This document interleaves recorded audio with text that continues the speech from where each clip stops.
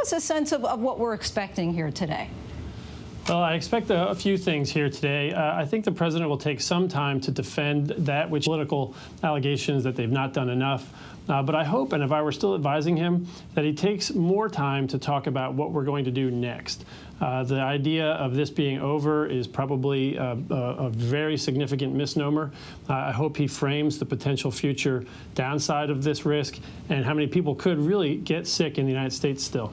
Okay, Tom, if you can just hold 1 second, because I want to go to Devin Dwyer, our senior reporter, who is there inside the press conference. Devin, just give us a sense of what you're expecting. Hey, Lindsay, well, they had to dust off the podium behind me. They haven't used the White House briefing room here for some time. The president, of course, has spent very little time in this room. It is packed right now. Members of the cabinet behind me here. You see Economic Council Director Larry Kudlow is here. Health Secretary Alex Azar is here as well. The president arrived back from India just this morning. And the fact that he is holding this press conference today is a sign just how seriously he takes the threat from this disease and how seriously it could impact his presidency. So we expect in the next few minutes the president to talk about his plans and that $2.5 billion he has proposed in emergency funding. And Tom, again, while we're waiting for the president to approach the podium, I want to get a sense from you, how much of a plan is already underway and pretty much the groundwork laid as far as in reaction to a global crisis? Yeah, so there's a couple of things happening, but we're at an inflection point. So the planning that the federal government can execute itself, that's been kind of behind us, where we stop travel, control international borders, and so forth. Now we're going to shift into kind of the domestic internal management of this. And so we're going to shift into community preparedness and mitigation. And this disease is a lot more widespread than is commonly understood. So it'll change the dynamic, and it'll change the fear quotient among the American people. And it'll be very important that the president recognize how much partnerships in this will matter. How different is something like a coronavirus, COVID-19, from, let's say, the Ebola threat? Well, the hemorrhagic fever Ebola threat has a number of qualities to it that are kind of in the favor, I hate to say it, given how bad it is, of healthcare providers, because it acts so quickly and it kills so quickly. The transmissibility of the CVID, of this coronavirus strain, is so different, and it's pernicious because you can be infectious and not symptomatic, and you can get a test that shows that you're not infected and that be an incorrect test. And so we're seeing these numbers materialize now outside of China in a way that's fairly explosive. And if you put those numbers into the modeling, it's showing nothing near like a 1918 Spanish flu, but it's also not showing containment. And so it's very close to turning into a pandemic. What do you think the sentiment is going to be from the president today? All we've heard from him in the past, in the very recent past, has been about the stock markets, advising people still to buy and not to be panicked, and suggesting that in April, once the temperatures warm up, that this is going to go away and no longer be a problem. Do you think more of the same today, or perhaps a little bit more ratcheting up the alarm? No, I think a little bit more ratcheting up the alarm. Now, he won't want people to panic. And in fairness, I think he's moved away from his seasonal views some weeks ago. I've talked to him and his team about this. I think it won't be about alarm, but it'll be about now transitioning American people into thinking this is a distant problem, and rather more about a local problem, as it will probably spread throughout the United States. Now, that's not meant to suggest that people are going to start dying in mass numbers, but it's also meant to suggest that they should do things and take local health advice very seriously. And then lastly, the president's going to have to manage some very big geopolitical matters as well.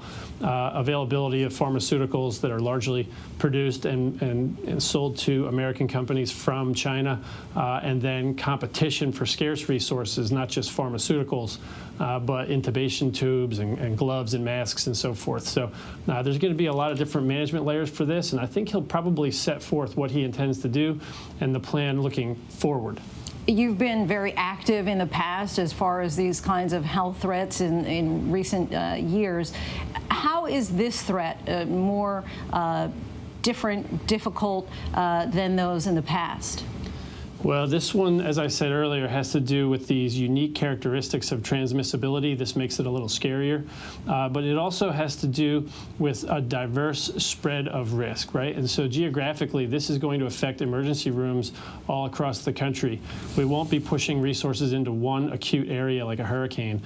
We'll be sharing them across the entire country between and among states and cities. And Tom, we'll see tonight. We're going to pause just for a moment now so that we can hear from the president. Before I begin, I'd like to extend my deepest condolences to the victims and families in Milwaukee, Wisconsin. Earlier today, a wicked murderer opened fire at a Molson Coors Brewing Company plant, taking the lives of 5 people. A number of people were wounded, some badly wounded. Our hearts break for them and their loved ones. We send our condolences. We'll be with them. And it's a terrible thing, terrible thing. So our hearts go out to the people of Wisconsin and to the families. Thank you very much. I've just received another briefing from a great group of talented people on the virus that is going around to various parts of the world. We have, through some very good early decisions that were actually ridiculed at the beginning, we closed up our borders to flights coming in from certain areas, areas that were hit by the coronavirus and hit pretty hard. And we did it very early. A lot of people thought we shouldn't have done it that early, and we did, and it turned out to be a very good thing. And the number one priority from our standpoint is the health and safety of the American people. And that's the way I viewed it when I made that decision. Because of all we've done, the risk to the American people remains very low. And we have the greatest experts in the world, really in the world, right here. The people that are called upon by other countries when things like this happen. We're ready to adapt, and we're ready to do whatever we have to as the disease spreads, if it spreads. As most of you know, the level that we've had in our country is very low, and those people are getting better, or we think that in almost all cases, the better are getting. We have a total of 15. We took in some from Japan. You heard about that, because they're American citizens and they're in quarantine. And they're getting better too, but we felt we had an obligation to do that. It could have been as many as 42, and we found that it was just an obligation we felt that we had. We could have left them, and that would have been very bad, I think, American people. And they're recovering. Of the 15 people, the original 15, as I call them, 8 of them have returned to their homes, to stay in their homes until fully recovered. 1 is in the hospital, and 5 have fully recovered. And 1 is, we think, in pretty good shape. And it's in between hospital and going home. So we have a total of, 15 people, and they're in a process of recovering, with some already having fully recovered. We started out by looking at certain things. We've been working with the Hill very, very carefully, very strongly, and I think we have very good bipartisan spirit for money. We were asking for $2.5 billion, and we think that's a lot, but the Democrats and I guess Senator Schumer wants us to have much more than that. And normally in life, I'd say, we'll take it. We'll take it. If they want to give more, we'll do more. We're going to spend whatever's appropriate. Hopefully, we're not going to have to spend so much, because we really think we've done a great job in keeping it down to a minimum. And again, we've had tremendous success beyond what people would have thought. Now, at the same time, you do have some outbreaks in some countries. Italy and various countries are having some difficulty. China, you know about where it started. I spoke with President Xi. We had a great talk. He's working very hard, I have to say. He's working very, very hard. And if you can count on the reports coming out of China, that spread has gone down quite a bit. The infection seems to have gone down over the last 2 days. As opposed to getting larger, it's actually gotten smaller. In one instance where we think it's somewhat reliable, it seems to have gotten quite a bit smaller. With respect to the money that's being negotiated, they can do whatever they want. I mean, we'll do the 2.5. We're requesting 2.5. Some Republicans would like us to get 4, and some Democrats would like us to get 8.5. And we'll be satisfied whatever it is. We're bringing in a specialist, very highly regarded specialist, tomorrow, who works actually at the State Department. Very, very tremendously talented in doing this. I want you to understand something that shocked me when I saw it, that I spoke with Dr. Fauci on this, and I was really amazed, and I think most people are amazed to hear it. The flu in our country kills from 25,000 people to 69,000 people a year. That was shocking to me. And so far, if you look at what we have with the 15 people, and they're recovering, one is pretty sick, but hopefully will recover. But the others are in great shape. But think of that, 25,000 to 69,000. Over the last 10 years, we've lost 360,000. These are people that have died from the flu, from what we call the flu. Hey, did you get your flu shot? And that's something. Now, what we've done is we've stopped non-U.S. citizens from coming into America from China. That was done very early on. We're screening people, and we have been at a very high level, screening people coming into the country from infected areas. We have in quarantine those infected and those at risk. We have a lot of great quarantine facilities. We're rapidly developing a vaccine, and they can speak to you. The professionals can speak to you about that. The vaccine is coming along well, and in speaking to the doctors, we think this is something that we can develop fairly rapidly, a vaccine for the future, and coordinate with the support of our partners. We have great relationships with all of the countries that we're talking about. Some it's a fairly large number of countries. Some it's one person, and many countries have no problem whatsoever. And we'll see what happens. But we're very, very ready for this, for anything, whether it's going to be a breakout of larger proportions or whether or not we're at that very low level, and we want to keep it that way. So we're at the low level. As they get better, we take them off the list, so that we're going to be pretty soon at only 5 people, and we could be at just 1 or 2 people over the next short period of time. So we've had very good luck. The Johns Hopkins, I guess it is a highly respected, great place.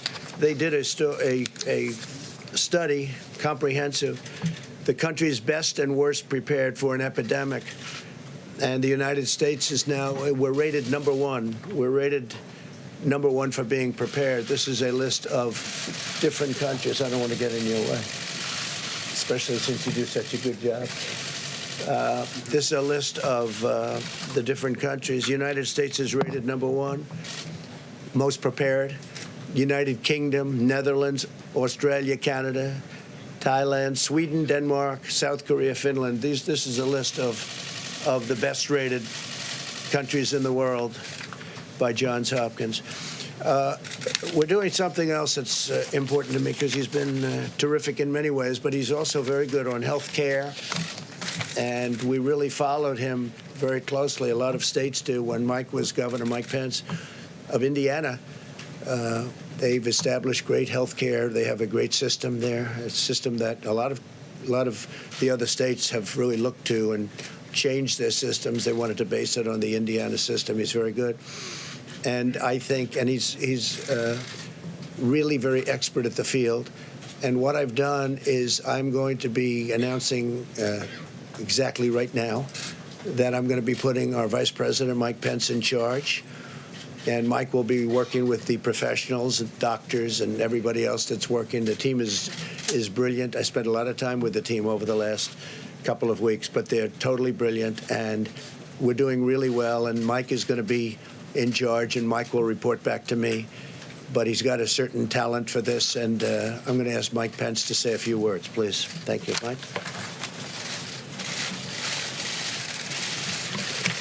Thank you, Mr. President.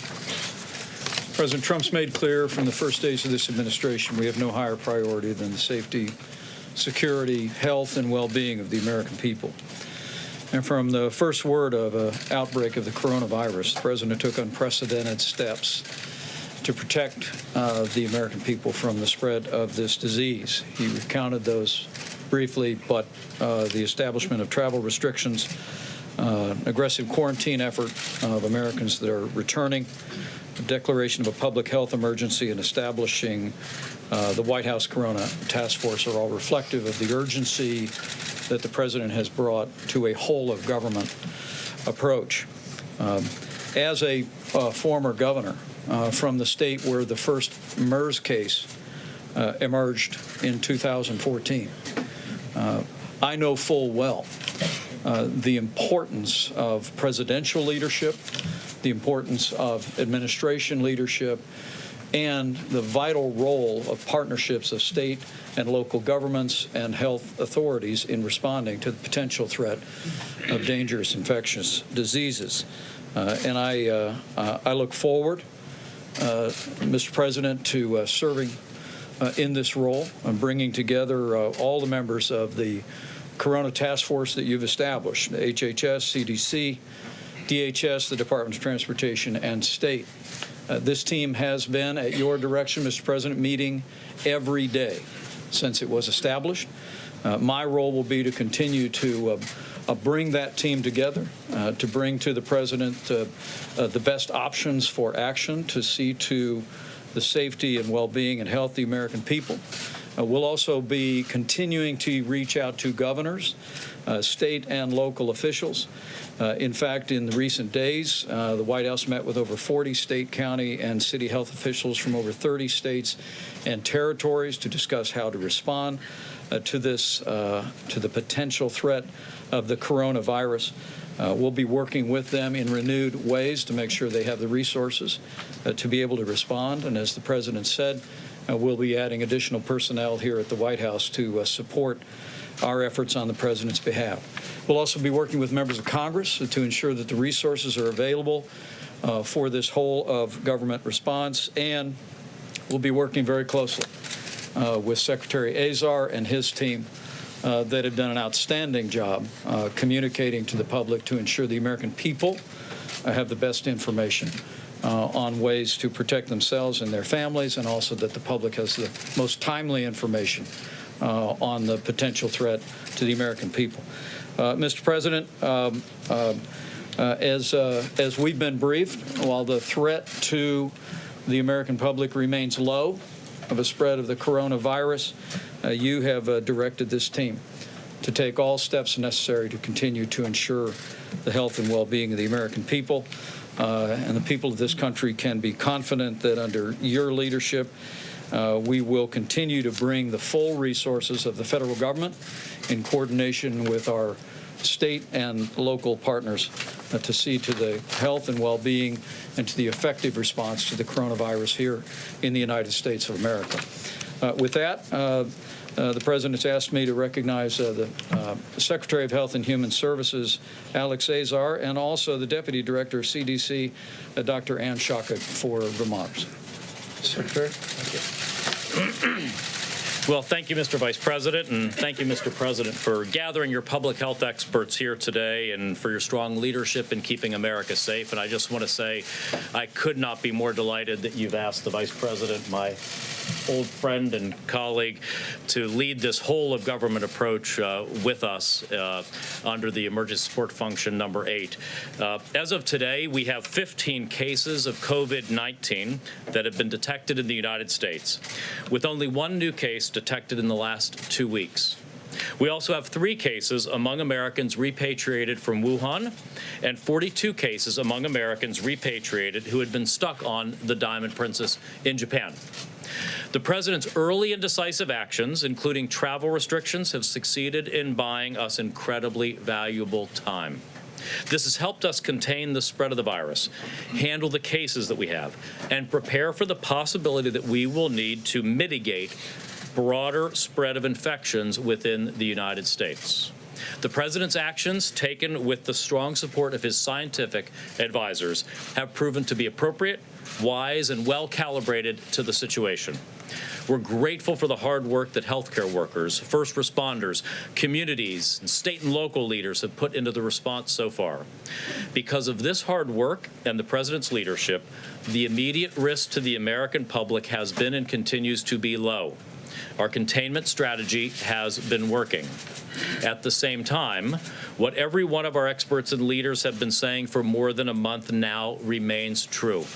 The degree of risk has the potential to change quickly, and we can expect to see more cases in the United States. That is why we've been reminding the American public and our state, local, and private sector partners that they should be aware of what a broader response would look like. CDC has recommended that the American public, and especially state and local governments, businesses, and other organizations, should refresh themselves on how they would respond in the event that the situation worsens. We're encouraging Americans to learn what future steps might be necessary to keep themselves and their communities safe. Knowing these potential steps now can help keep the risk to you and your community low. Americans can find useful information at cdc.gov/COVID, COVID-19. And we're working closely with government and private sector partners to educate them about preparedness. Finally, we've begun working with Congress to secure the funding that we need. There are 5 major priorities in the White House request to Congress that the White House made on Monday. These priorities are: first, expanding our surveillance network; second, support for state and local governments work; third and fourth, development of therapeutics and vaccines; and fifth, manufacturing and purchase of personal protective equipment like gowns and masks.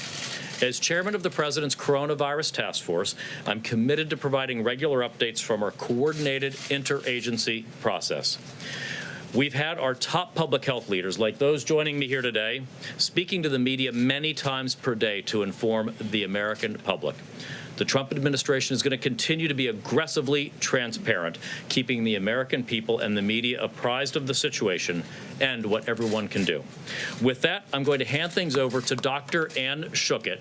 Dr. Schuchat is the senior career official at the Centers for Disease Control and Prevention, the principal deputy director, with an over 30-year career at the CDC in public health and as a member of the United States Public Health Service Commission Corps. So, Dr. Schuchat, I'll turn it over to you. Thanks so much, Mr. Secretary. As you know, this has been a difficult and challenging time, and our hearts go out to the individuals who have been directly affected by the virus and to all those who have been working tirelessly in responding to it. Our aggressive containment strategy here in the United States has been working and is responsible for the low levels of cases that we have so far. However, we do expect more cases, and this is a good time to prepare. As you heard, it's the perfect time for businesses, healthcare systems, universities, and schools to look at their pandemic preparedness plans, dust them off, and make sure that they're ready. And we have lots more information at the CDC's website and in partnership on how to do that. But it's also a really good time for the American public to prepare and for you to know what this means for you. The coronavirus that we're talking about is a respiratory virus. It's spread in a similar way to the common cold or to influenza. It's spread through coughs and sneezes. And so those everyday sensible measures that we tell people to do every year with the flu are important here. Covering your cough, staying home when you're sick, and washing your hands. Tried and true, not very exciting measures, but really important ways that you can prevent the spread of respiratory viruses.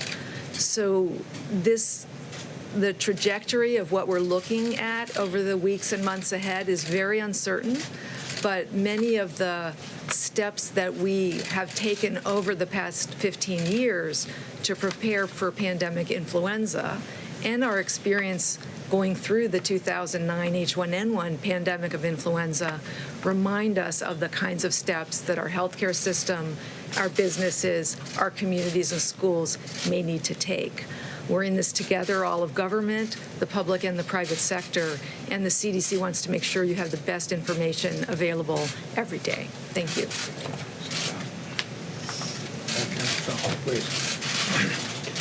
I just want to give you a very quick update on the. My name is Dr. Tony Fauci. I'm the director of the National Institute of Allergy and Infectious Diseases at NIH. Just a very quick update on the countermeasure development in the form of vaccines and therapeutics. I had told this audience at a recent press briefing that we have a number of vaccine candidates and one prototype one to give you a feel for the time frame of a vaccine and what its impact might be now and in subsequent years. Is that I told you we would have a vaccine that we would be putting into trials to see if it's safe and if it induces a response that you would predict would be protective in about 3 months. I think it's going to be a little bit less than that. It's probably going to be closer to 2 months. That would then take about 3 months to determine if it's safe and immunogenic, which gives us 6 months. Then you graduate from a trial, which is phase 1 of 45 people, to a trial that involves hundreds, if not low thousands of people to determine efficacy. At the earliest, an efficacy trial would take an additional 6 to 8 months. So although this is the fastest we have ever gone from a sequence of a virus to a trial, it still would not be any applicable to the epidemic unless we really wait about a year to a year and a half. Now, that means 2 things. One, the answer to containing is public health measures. We can't rely on a vaccine over the next several months to a year. However, if this virus, which we have every reason to believe it is quite conceivable that it will happen, will go beyond just a season and come back and recycle next year. If that's the case, we hope to have a vaccine. And then finally and briefly, therapeutics. There are a number of antiviral drugs that are being tested. A few days ago, we initiated a randomized controlled trial of a drug called remdesivir, which has antiviral activity in vitro in an animal model. The good news about that is that it's a trial that's randomized to either placebo or standard of care and drug and standard of care, which means that we will know reasonably soon whether it works. And if it does, we will then have an effective therapy to distribute. Thank you. Okay, thank you. Go ahead, please. Thank you very much, Mr. President. First of all, you have just come from a long and busy trip from India. And Great country.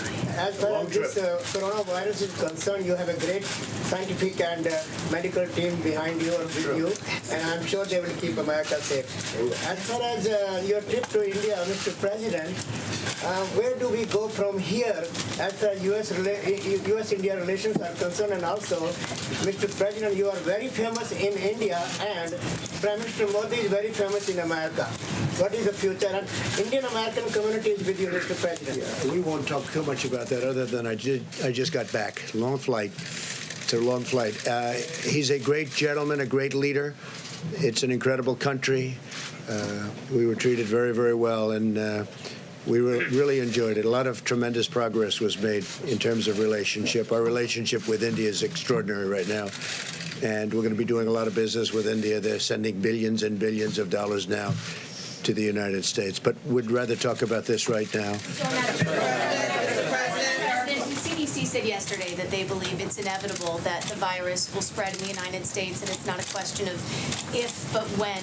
Do you agree with that assessment? Well, I don't think it's inevitable. It probably will. It possibly will. It could be at a very small level, or it could be at a larger level. Whatever happens, we're totally prepared. We have the best people in the world. You see that from the study. We have the best prepared people, the best people in the world. Congress is willing to give us much more than we're even asking for. That's nice for a change. But we are totally ready, willing, and able It's a term that we use. It's ready, willing, and able. We have. It's going to be very well under control. Now, it may get bigger. It may get a little bigger. It may not get bigger at all. We'll see what happens. But regardless of what happens, we're totally prepared. Please. Mr. President, you talked a little earlier about the screening measures that you put in place and the travel restrictions you put in place regarding China. At this point, as the virus spreads in Italy and South Korea, are you planning on adding those countries? Well, just so you understand, I'm the president of the United States. I'm not the president of other countries. Other countries, some are on the list that are very respected in what they do in terms of what we're talking about. But I really want to be responsible for this country if it means placing a very strong situation on the border so people can't come into our country from a country that is infected. We're doing that, and we've already done it with numerous countries. But we have to focus on this country. I don't think it's right to impose ourselves on others. But if others aren't taking care or we think they're doing it incorrectly, we're dealing with World Health, and we have terrific people. And CDC does go around and help other countries, give them recommendations as what to do. But they're working on their countries, and we're working on our countries. And so far, from our standpoint, it's really worked out very well. Just to follow up on the question, can you clarify, are you considering restricting travel to and from South Korea, Italy, and other countries that have been affected? At a right time, we may do that. Right now, it's not the right time, but at a right time, and we are checking people as they come through, specifically for the problem that we're dealing with. So we're checking a lot of people if they're coming from South Korea's been hit pretty hard. Italy's been hit pretty hard. China is obvious what's happened in China. But again, the numbers seem to be leveling off and going down in China, which is very good news. So we'll see what happens. The White House has spent the day denying that they are going to appoint a czar to run point on the coronavirus response. Today, the Secretary Azar testified that he didn't think one was necessary and they were going to run it out of HHS. And you yourself have been downplaying this. So why are you now selecting the vice president to run Mike point is on not this? his vice president. He's in the administration. But I'm having everybody report to Mike. Mike's been very good, very adept. Anybody that knows anything about health care, they look at the Indiana model, and it's been a very great success. It's been a tremendous model in terms of health care, and this is really an offshoot of that. So this isn't a czar. I don't view Mike as a czar. Mike is part of the administration, but I'm having them report to Mike. Mike will report to me. They'll also be reporting in some cases to both. I'll be going to meetings quite a bit, depending on what they want to do and what message we want to get out. But we've done really an extraordinary job. When you look at a country this size, with so many people pouring in, we're the number one in the world for people coming into a country by far, and we have a total of 15 cases, many of which, almost much within a day, I will tell you, most of whom are fully recovered. I think that's really a pretty impressive mark. Now, we did take in 40 people that were Americans, and they're also recovering, but we brought them in, so I have a different group. But we felt we had an obligation to American citizens outside of the country that were trying to get back in. We thought it was very important. The stock market has taken a big hit over the past few days. What can you do about that? And if the CDC is right in saying that the spread is inevitable, are you going to be dealing with stock market issues and economy issues for some time to come? Well, I really think the stock market is something I know a lot about. I think it took a hit maybe for two reasons. I think they look at the people that you watched debating last night, and they say if there's even a possibility that can happen. I think it really takes a hit because of that.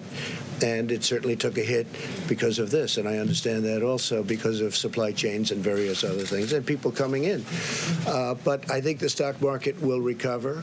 The economy is very strong. The consumer is the strongest it's ever been. Our consumers are incredible. They're incredible. That's why we're doing well and other countries have not. Even before the virus, we're doing great. Other countries have not been doing great. Our consumer is very, very strong, very powerful economically. Yeah, please. Mr. President, have you been presented any plans that would involve quarantining cities like we saw in China? And what would have to happen for you to take a step like that? We do have plans of on a much larger scale, should we need that. We're working with states. We're working with virtually every state. And we do have plans on a larger scale if we need it. We don't think think we're going to need it, but, you always have to be prepared. And, again, Congress is talking to us about funding, and we're getting far more than what we asked for, and I guess the best thing to do is take it. We'll take it. How much are you willing to, Mr. President, how much are you willing to give? How much money are you willing to give Congress if they're going $6 billion Well, we're going more to than see, you but we'll offer? take care of states because states are working very hard. We have hospitals in states that make rooms available, and they're building quarantine areas where you can keep people safely. We're working really well with states. It's a very big part of it. So, my attitude, if Congress wants to give us the money so easy, wasn't very easy for the wall, but we got that one done. If they want to give us the money, we'll take the money and we'll just do a good job with it. Yeah, please. Go ahead. Mr. President, should Americans be going out getting protective equipment such as masks and so forth? And if so, what is the U.S. doing to boost production of masks? Well, we can get a lot of it. In fact, we've ordered a lot of it just in case we need it. We may not need it. You understand that. But in case we're looking at worst case scenario, we're going to be set very quickly. But I don't think we're going to ever be anywhere near that. I really don't believe that we're going to be anywhere near that. Our borders are very controlled. Our flights in from certain areas that we're talking about are very controlled. I don't think we'll ever be anywhere near that. Please go ahead. Back to the stock market for a second. The travel-related stocks have especially been hammered here in the last couple of days. What would you say to Americans out there who right now are looking forward to the summer or the upcoming months and saying to themselves, should I make my summer plan? Should I go travel abroad? Well, hopefully they're going to be able to do that. We hope that it's going to be in good shape by that time. But, they're going to have to remain a little bit flexible. Yeah, I would say travel-related companies, certainly right now, they would be hurt. At the same time, this ends. This is going to end. Hopefully it'll be sooner rather than later. And I think the business that they lost will be picked up at a later date. But, right now, I think they're not going to be, probably not going to be going to China. They're not going to be going to certain countries where the problem is far greater than it is in the United States. What it's going to do is keep people home, and they're going to travel to places that we have. We have it's the greatest tourism country in the world. So instead of leaving our country, leaving our shores, they'll stay here. And again, when you have 15 people, and the 15 within a couple of days is going to be down to close to zero, that's a pretty good job we've done. What is your response to Speaker Pelosi, who said earlier today that you don't know what you're talking about the coronavirus? I'm also wondering if you'd want to address critics who say you can't be trusted about what your administration is saying. Sure. I think Speaker Pelosi's incompetent. She lost the Congress once. I think she's going to lose it again. She lifted my poll numbers up 10 points. I never thought that I would see that so quickly and so easily. I'm leading everybody. We're doing great. I don't want to do it that way. It's almost unfair if you think about it. But I think she's incompetent, and I think she's not thinking about the country. And instead of making a statement like that, where I've been beating her routinely at everything, instead of making a statement like that, she should be saying we have to work together because we have a big problem potentially, and maybe it's going to be a very little problem. I hope that it's going to be a very little problem, but we have to work together. Instead, she wants to do that same thing with crying Chuck Schumer. He goes out and he says, the president only asked for $2.5 billion. He should have $8.5 billion. This is the first time I've ever been told that we should take more. Usually it's we have to take less. And we should be working together. He shouldn't be making statements like that because it's so bad for the country. And Nancy Pelosi, she should go back to her district and clean it up because it's the number one. If you look at percentage down, that was one of the finest in the world. And now you look at what's happening. And I'm just saying, we should all be working together. She's trying to create a panic. And there's no reason to panic because we have done so good. These professionals behind me and over here and over there and back here and in some conference rooms, I just left a group of 45 people that are the most talented people in the world. Parts of the world are asking us in a very nice way, can they partake and help them? So Nancy Pelosi shouldn't, and she knows it's not true. She knows all they're trying to do is get a political advantage. This isn't about political advantage. We're all trying to do the right thing. They shouldn't be saying, this is terrible, President Trump isn't asking for enough money. How stupid a thing to say. If they want to give us more money, that's okay. We'll take more money. Some Republicans think we should have more money, too. That's okay. We'll take more money. But they shouldn't demean the people that are on the stage who are the finest in the world. They're not demeaning me. They're demeaning the greatest healthcare professionals in the world and people that do exactly what we're talking about. Your campaign today sued the New York Times for an opinion piece. Yeah. Is it your opinion or is it your contention that if people have an opinion contrary to yours that they should be sued? Well, when they get the opinion totally wrong, as the New York Times did, and frankly, they've got a lot wrong over the last number of years. So we'll see how let that work its way through the courts. Right? No, if you read it, you'll see it's beyond an opinion. That's not an opinion. That's something much more than an opinion. They did a bad thing, and there'll be more coming. There'll be more coming. Crisis here. Tokyo will host the Summer Olympics this July. Do you expect Tokyo will be? I hope so, because Shinzo Abe is a very good friend of mine. I love the people of Japan, and I hope it's going to be in good shape. As you know, you have a number of people in Japan who have been infected. I hear they're doing a very professional job, which doesn't surprise me at all. With Shinzo and with all of the people you have, I know Japan very well. I think they're going to handle it very well. It's a little tight, it's a little tight. They spent billions of dollars building one of the most beautiful venues I've ever seen. And your prime minister is very proud of it. I hope it's going to be fine. We hope it will. Thank you very much, Mr. President. The doctor at CDC just talked about dusting off preparedness plans, but coming from you, it has more weight. Do you feel that U.S. schools should be preparing for a coronavirus spreading? I would think so, yes. I mean, I haven't spoken specifically about that with the various doctors, but I would think so, yes. I think every aspect of our society should be prepared. I don't think it's going to come to that, especially with the fact that we're going down, not up. We're going very substantially down, not up. But, yeah, I think schools should be preparing and, get ready just in case. The words are just in case. We don't think we're going to be there. We don't think we're going to be anywhere close. And, again, if you look at some countries, they are coming down. It's starting to go in the other direction. This will end. This will end.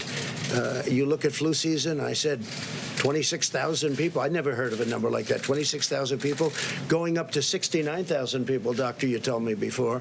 69,000 people die every year from 26 to 69, every year from the flu.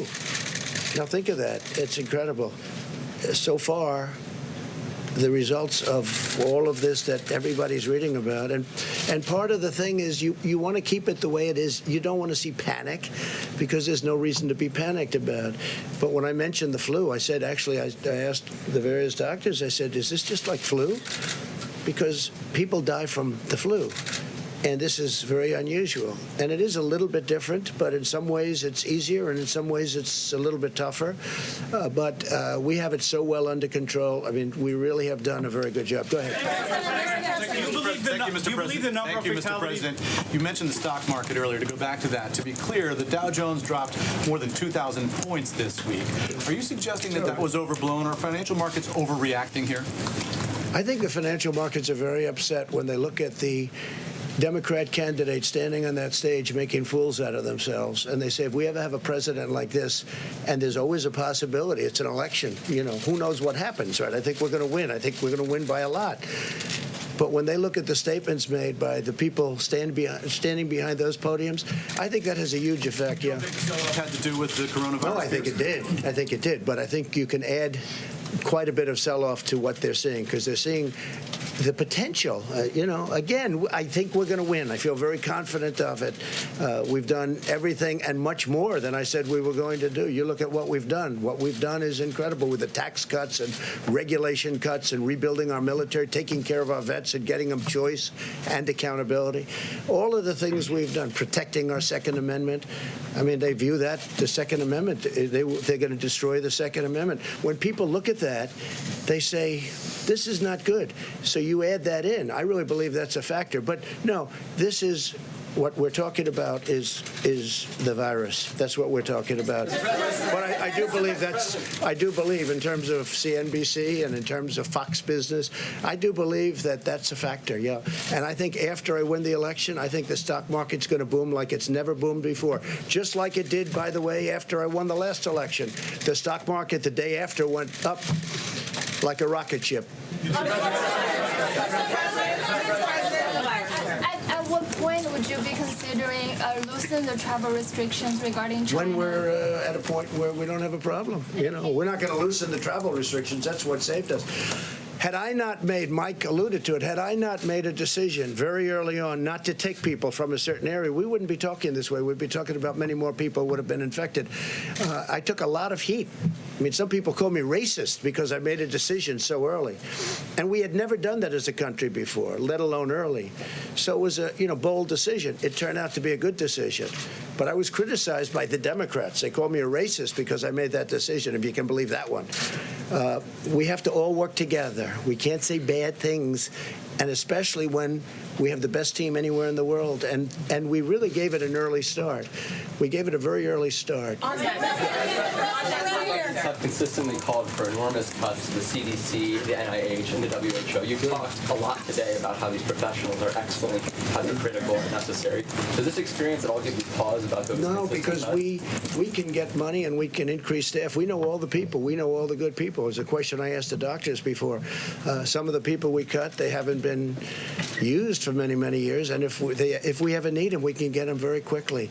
And rather than spending the money, and I'm a business person, I don't like having thousands of people around when you don't need them. When we need them, we can get them back very quickly. For instance, we're bringing some people in tomorrow that are already in this, great government that we have.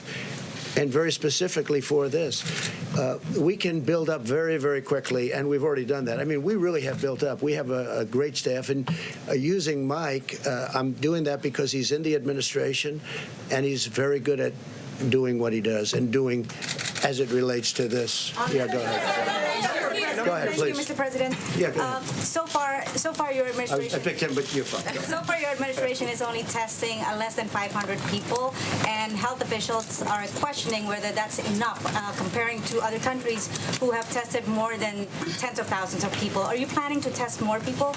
Well, we're testing everybody that we need to test, and we're finding very little problem. Now, you treat this like a flu. We were, in fact, I might ask one of the doctors to come up and explain it. You want to wash your hands a lot. You want to stay, if you're not feeling well, if you feel you have a flu, stay inside, sort of quarantine yourself, don't go outside. But there are certain steps that you can take that we won't even be necessary. In many cases, when you catch this, it's very light. You don't even know there's a problem. Sometimes they just get the sniffles. Sometimes they just get something where they're not feeling quite right. And sometimes they feel really bad. But that's a little bit like the flu. It's a little like the regular flu that we have flu shots for. And we'll essentially have a flu shot for this in a fairly quick manner. Yeah, go ahead. Mr. President, 2 weeks ago, Mr. President, your acting OMB director was in this room and was talking about what he expects to be GDP growth for this coming year. He said it was 3%, and we've talked about the effects of the coronavirus on the supply chain, the declines in the financial markets. Are you still confident that you'll see that kind of economic growth this year? We're going to have tremendously low unemployment. We're setting records in that way. In fact, the administration is, as you know, the lowest average unemployment of any administration in history, and our numbers are very low, very good, 3.5, 3.6. But you can't really see what this does in terms of GDP. It could affect it, but that's irrelevant compared to what we're talking about. We want to make sure it's safe. Safety, number one. But this would have, an impact on GDP. But we're still we're doing great. But this will have, just like, I'll tell you what has a big impact. Boeing has a big impact. How did that happen? A year ago, all of a sudden, that happened. I think that took away a half a point to a point even. It's a massive company. I think Boeing, we had the General Motors strike. That was a big impact on GDP. And, of course, we're paying interest rates. I disagree with the head of the Fed. I'm not happy with what that is because he's kept interest rates. President Obama didn't have near the numbers, and yet, if you look at what happened, he was paying zero. We're paying interest. Now, it's more conservative, and frankly, people that put their money away are now getting a return on their money as opposed to not getting anything.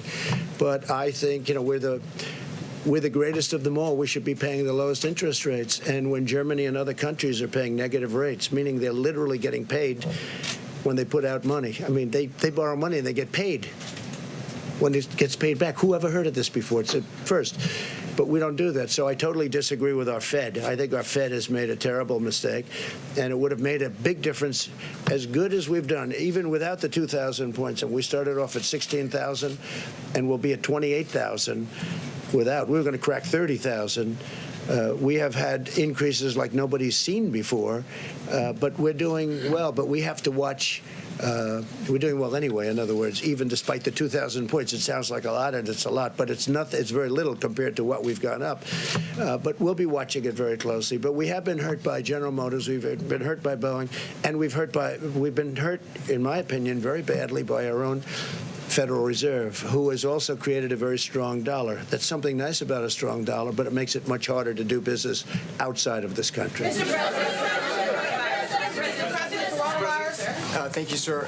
A number of your supporters online have embraced these theories or forwarded these theories that the CDC may be exaggerating the threat of coronavirus to hurt you politically. Rush Limbaugh the other day said this has been advanced to weaponize the virus against you. You don't mean my supporters. You mean my people that are not supporters. Right, your opponents. I agree with that. Have you seen evidence of that? I think, and I'd like it to stop. I think people know that when Chuck Schumer gets upset, I mean, he did the same thing with a couple of trade deals that are phenomenal deals now. Everybody's acknowledged they're phenomenal deals. Before he ever saw the deal, he didn't even know we were going to make a deal. They said, what do you think of the deal with China? I don't like it. I don't like it. He talked about tariffs. I left the tariffs on, 25% on $250 billion. He said he took the tariffs off. He didn't even know the deal. And he was out there knocking it because that's a natural thing to say. But when you're talking about especially something like this, we have to be on the same team. This is too important. We have to be on the same team. Have you seen evidence that the CDC is trying to hurt you? No, I don't think the CDC is at all. No, they've been working really well together. Yeah. No, they really are. They're professional. I think they're beyond that. They want this to go away. They want to do it with as little disruption, and they don't want to lose life. I see the way they're working. This gentleman, these people behind me, and others that are in the other room, they're incredible people. No, I don't see that at all. Thank you, Mr. President. Thank you very much. I don't know who said that, but Thank you, Mr. President. Tonight, you're minimizing the risk, the danger of the virus. Are you telling the Americans, except for the ones who are sick, not to change any of their behaviors? No, I think you have to always, I do it a lot anyway, as you probably heard. Wash your hands, stay clean. You don't have to necessarily grab every handrail unless you have to. You do certain things that you do when you have the flu. I mean, view this the same as the flu. When somebody sneezes, I mean, I try and bail out as much as possible when they're sneezing. I had a man come up to me a week ago. I hadn't seen him in a long time, and I said, how you doing? He said, fine, fine. He hugs me, kisses. I said, are you well? He says, no. He said, I have the worst fever and the worst flu. And he's hugging and kissing me. So I said, excuse me. I went there, I started washing my hands. So you have to do that. This is, I really think, doctor, you want to treat this like you treat the flu, right? And, it's going to be. I want to have you, I love it was so nice of you to say thank you very much. Go ahead, give me a nice question then. Don't ruin it. Don't ruin it with a bad question. Go ahead. It's really nice to talk to you without the helicopter. I gotta say that. But also, I want to talk to you about 2014. During the Ebola crisis, you said you wanted a quote-unquote full travel ban. You said Obama was a quote-unquote stubborn dope, not for doing it. You said, just stop the flights, dummies. You also said it was a quote-unquote total joke to appoint someone to lead the Ebola response with, quote, zero experience in the medical field. Now you've appointed They listened to a lot of what I had to say. I did. So how does that square with what you're doing now? They listened to a lot, well, because this is a much different problem than Ebola. Ebola, you disintegrated, especially at the beginning. They've made a lot of progress now in Ebola. But with Ebola, we were talking about it before. You disintegrated. You got Ebola. That was it. This one is different, much different. This is a flu. This is like a flu. And this is a much different situation than Ebola. But and we're working on Ebola right now, by the way. We're working on certain areas of the Congo. The Congo has Ebola, and caused largely by the fact that they have war and people can't get there. We can now treat Ebola. At that time, it was infectious, and you couldn't treat it. Nobody knew anything about it. Nobody had ever heard of anything like this. So it's a much different situation. The rate of mortality. I think it was to me. Thank you. Let me ask you this. Yeah, go ahead. In just the course of the last couple of minutes, you have disputed some of what the officials that are working in your administration behind you have said about the risk of coronavirus and its spread. Do you trust your health officials to give you good information, or do you trust your own instincts more? I don't think I have. They've said it could be worse, and I've said it could be worse too. I also think, no, I don't think it's inevitable. I don't think it's inevitable. I think that we're doing a really good job in terms of maintaining borders, in terms of letting people in terms of checking people. And also, that's one of the reasons I'm here today, getting the word out so people they'll know. They're going to know. No, I don't think it's inevitable. I think that there's a chance that it could get worse. There's a chance it could get fairly substantially worse, but nothing's inevitable. So you're not Mr. President, Brazil has its first case. That's right. Brazil. Right, Brazil. Yeah. And you have many Americans now in Brazil for Carnival. What are your concerns, and what are the procedures and practices that you plan to implement as those Americans are trying to come back home? Yes, we've gotten very strong on people coming in from Brazil. Now, it only has one case. It's a big country, but it only has one case. But still, it's a case. We deal with Brazil very well. The president's a very good friend of mine. In fact, he ran on it's called Make Brazil Great Again. That's what he ran on. We get along very well. I know you're so thrilled to hear that. We get along very, very well. And we're working with Brazil. But we have much worse instances than Brazil. You know, you have Italy and you have other countries where they have much more than one person. They have one person right now, as of just a little while ago, one person in Brazil. But Italy is, a deeper problem. And we're checking people coming in very, very strongly from those. And at some point, we may cut that off. At some point, depending on what happens, we may cut certain additional countries off, like we've had to do with China. And we hope we can open it up to China as soon as possible. And we hope the numbers we've been getting, are true on China, where it really has leveled off and started to go down. Because eventually, sometime, that's going to happen. Go ahead. Thank you very much. You've said repeatedly that you think the federal government is very prepared, that you're ready for this. Yep. But if you think that Secretary Azar is doing such a great job, why did you feel the need to make a change and put Vice President Mike Pence in charge of the federal response to this virus? I think Secretary Azar is doing a fantastic job, but he also has many other things. I mean, we're working on many, many things together. If you look at his schedule of what he's doing, including drug prices, and I think it's perhaps the most complicated job that we have in government, and I want him to be able to focus on that. And Mike is really good at it. They're going to work together. They're going to work very closely together, and they're both in the administration. I see them all the time, so it really works. This isn't a czar. This isn't going out and getting somebody that's never been in the administration. I have two people that are very talented, and it's something I feel good about. I don't want to spare the horses. I have very talented people. I want to use them on this because I want it to stay low or as low as possible.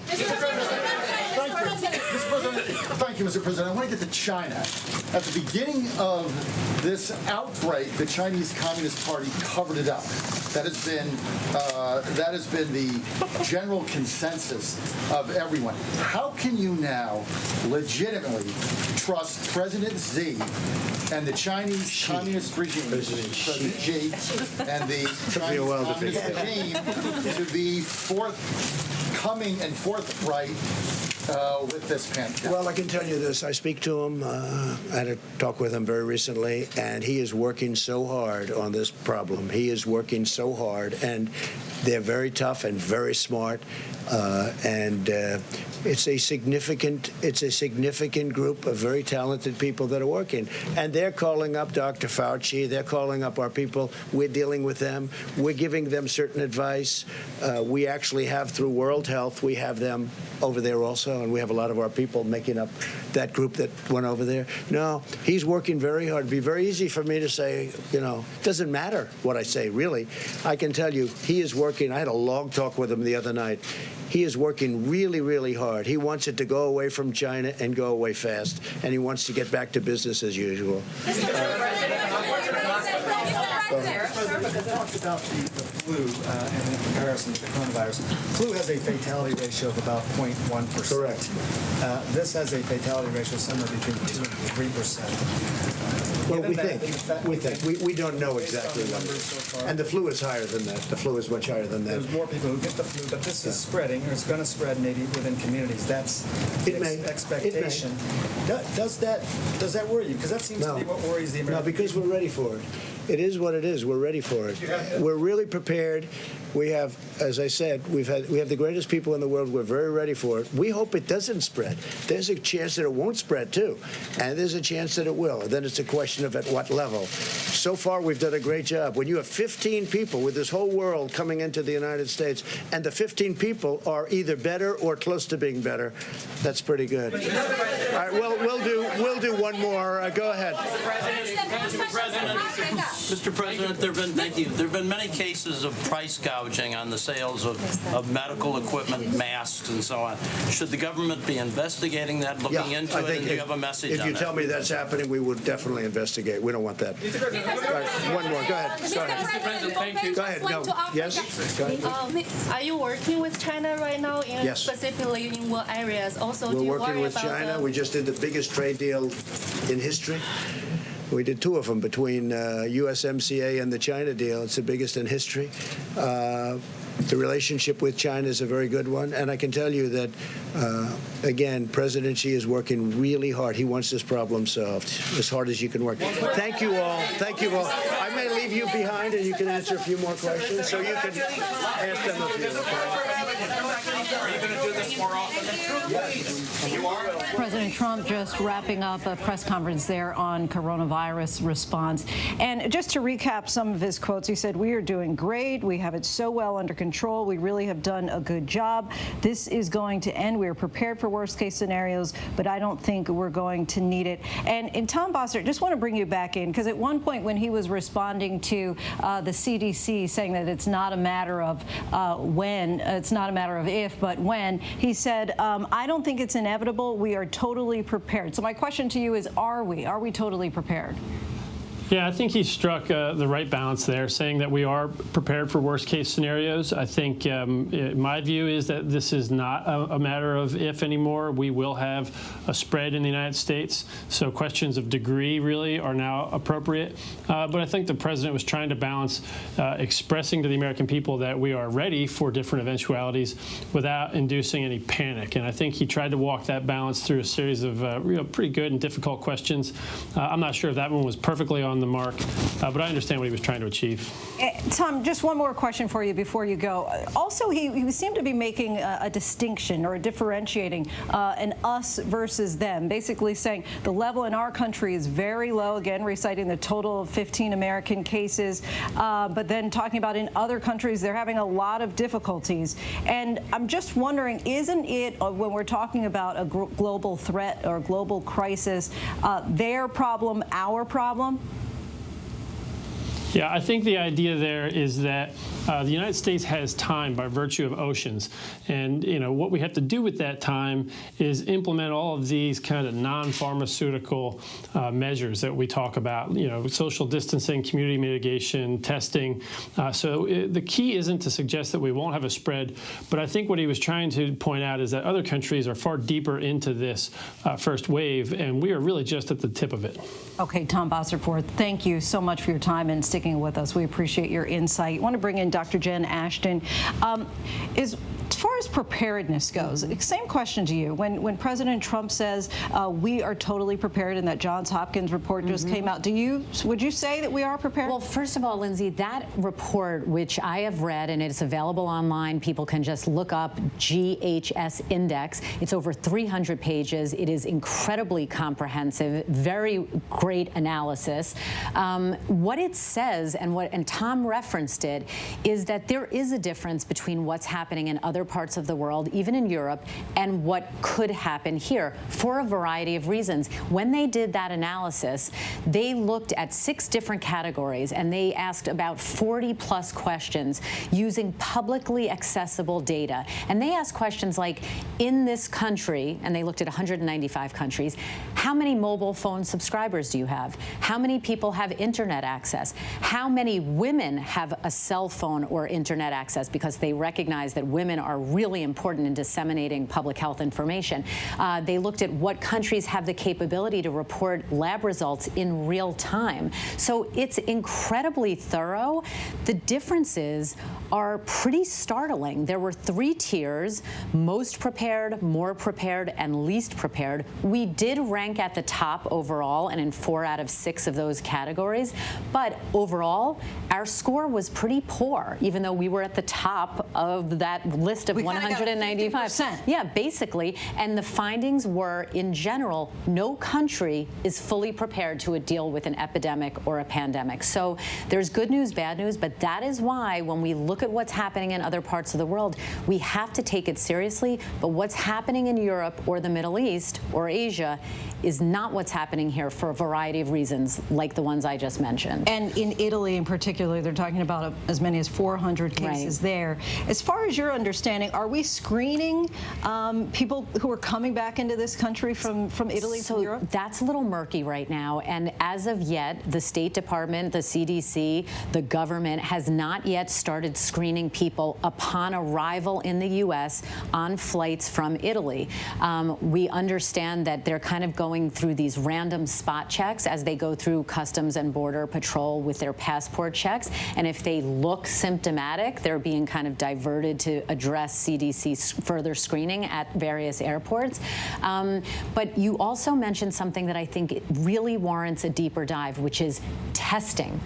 That is the 800-pound gorilla in the room, because to say that we have very little coronavirus here, and to say only 1 person has tested positive in the past 2 weeks here in the United States. And how many have been tested? Right. 2, 20, 200, or 20,000. That's really important to know that denominator, not just here, but in other parts of the world. So that's the number that has been elusive thus far. And again, we're just starting to get ramped up in our capability across the country of being able to do those tests. Right now, there are 12 jurisdictions in the U.S. who can perform those coronavirus tests. If you can hang out with us just for one moment, I want to get to Devin Dwyer, who's inside the briefing room.